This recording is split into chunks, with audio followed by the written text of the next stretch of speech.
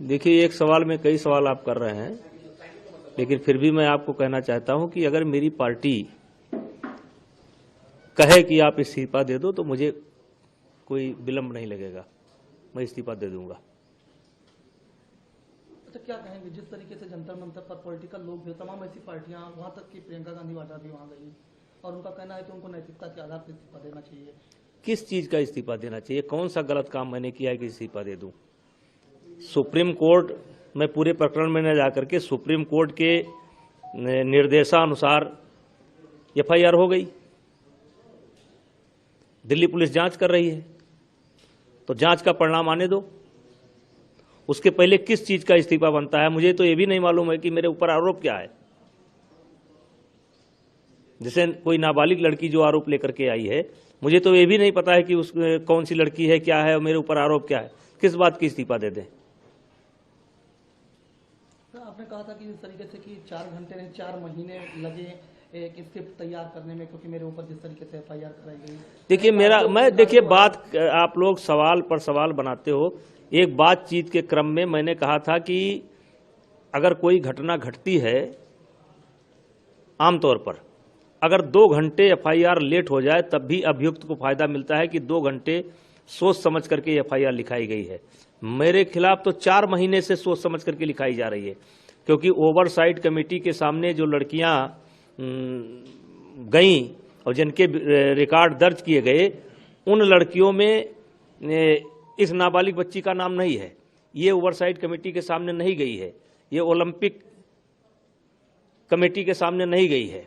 और इसी बीच मैंने एक ऑडियो पहले से ओलंपिक कमेटी के सामने बनी थी जो कमेटी, उसके सामने एक सरकार की जो कमेटी, सबको मैंने दे दिया था कि बजरंग पूनिया एक लड़की से बात कर रहे हैं और कह रहे हैं कि कोई किसी भी लड़की का इंतजाम कराओ, किसी भी तरीके से इंतजाम कराओ।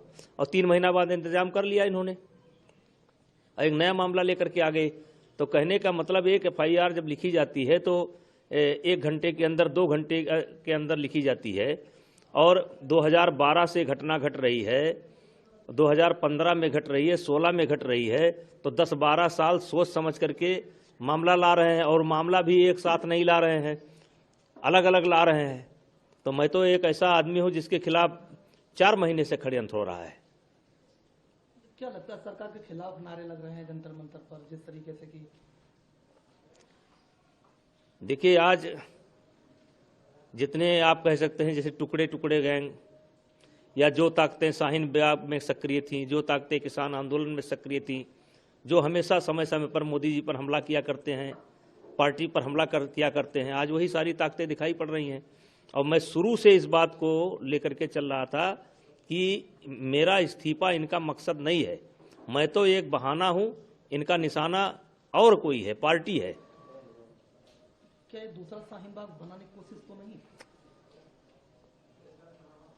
अब जब इनकी डिमांड पर एफआईआर दर्ज हो गई, उसके बाद भी ये घर नहीं जा रहे हैं और सारे राजनीतिक दलों को आमंत्रित कर रहे हैं।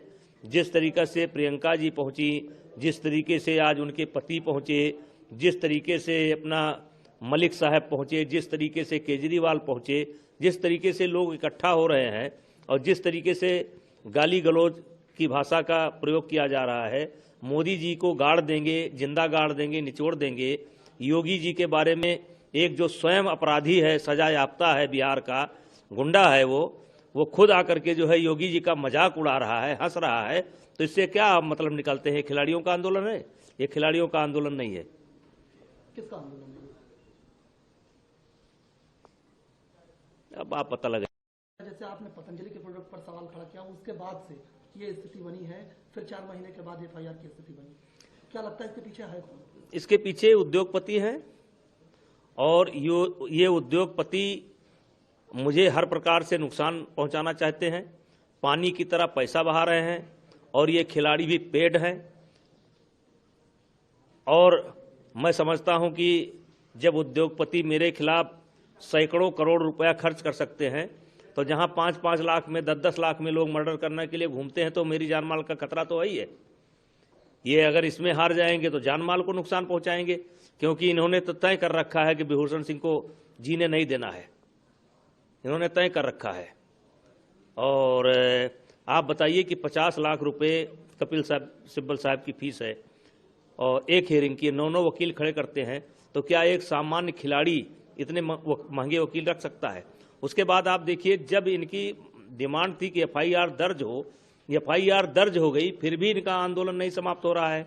क्या आंदोलन में पैसा नहीं खर्च हो रहा है? धीरे धीरे धीरे धीरे ये आंदोलन उसी शाहीन बाग की तरह बढ़ रहा है, ये बढ़ रहा है धीरे धीरे धीरे धीरे धीरे धीरे।